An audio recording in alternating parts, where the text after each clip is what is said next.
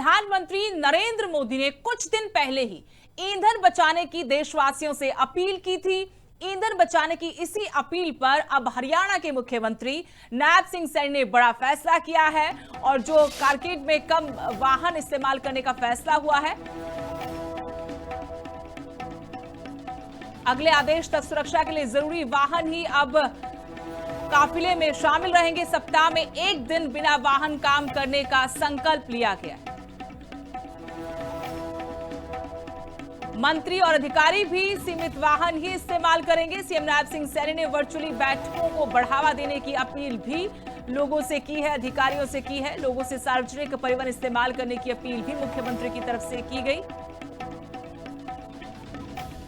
ईंधन बचत अभियान में सहयोग देने का भी आग्रह किया है।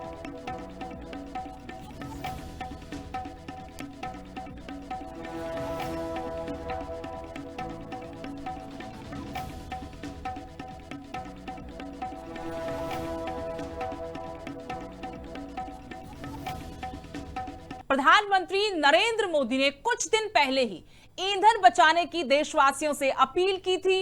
ईंधन बचाने की इसी अपील पर अब हरियाणा के मुख्यमंत्री नायब सिंह सैनी ने बड़ा फैसला किया है और जो कारकेड में कम वाहन इस्तेमाल करने का फैसला हुआ है, अगले आदेश तक सुरक्षा के लिए जरूरी वाहन ही अब काफिले में शामिल रहेंगे। सप्ताह में एक दिन बिना वाहन काम करने का संकल्प लिया गया है। मंत्री और अधिकारी भी सीमित वाहन ही इस्तेमाल करेंगे। सीएम नायब सिंह सैनी ने वर्चुअली बैठकों को बढ़ावा देने की अपील भी लोगों से की है, अधिकारियों से की है। लोगों से सार्वजनिक परिवहन इस्तेमाल करने की अपील भी मुख्यमंत्री की तरफ से की गई। ईंधन बचत अभियान में सहयोग देने का भी आग्रह किया है।